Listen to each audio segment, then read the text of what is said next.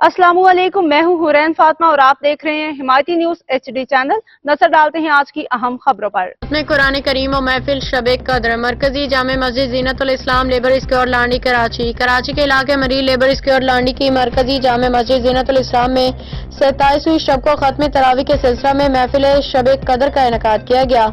इस रूप पर महफिल में उलमा कराम, इलाका मुअज़्ज़िज़ीन, समाजी सियासी शख्सियात की शिरकत।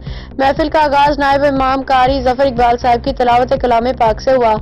इसके बाद नासिर रसूल मकबूल कारी बरकत अली सईदी और दारुल उलूम उस्मानिया के मोहम्मद अंशाल ने पेश की। महफिल में ट्रस्ट कमेटी चेयरमैन खालिदाद नियाजी साहब ने इमाम तरावी कारी बरकत अली सईदी, सामे तरावी हाफिज अब्दुल शकूर इमाम साहब और मौज़िन साहब को एजाजी वजीफे और कपड़ों के तहफ़ पेश किए गए। इमाम साहब ने इस मौका पर खिताब करते हुए अहले इलाका को दीन की खिदमत में बढ़ चढ़ के हिस्सा लेने की तलकीन की। उन्होंने पाकिस्तान अहले सुन्नत और मिशन नूरानी के फरोग के लिए अवाम से हल्फ लिया और वालिदैन को अपने बच्चों को मदारिस से मुंसलिक रखने की अहमियत पर जोर दिया। इस मौका पर आखिरत की तैयारी के हवाले से भी मुफस्सल बयान दिया गया।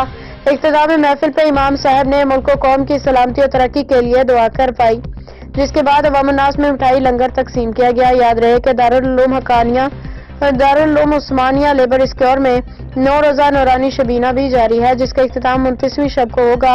इस मौका पर हाफिज कराम की खुसूसी खिदमात की जाएंगी। हाकम अली दल की रिपोर्ट। मज़ीद अपडेट्स के लिए देखते रहें हिमायती न्यूज HD चैनल।